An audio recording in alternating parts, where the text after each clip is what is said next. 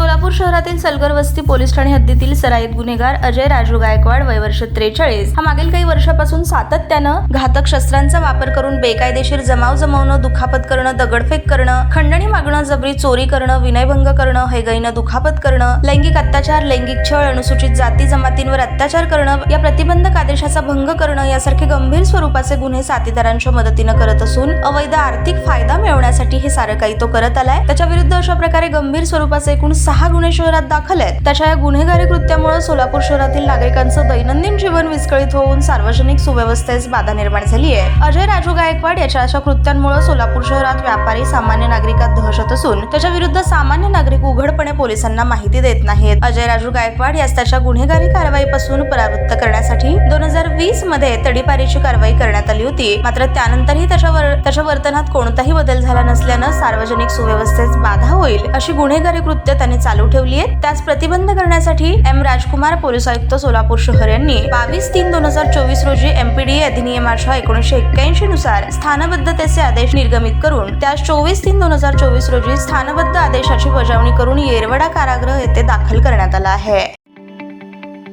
ताज्या बातम्या पाहण्यासाठी प्राईम महाराष्ट्र न्यूज चॅनलला सबस्क्राईब करा।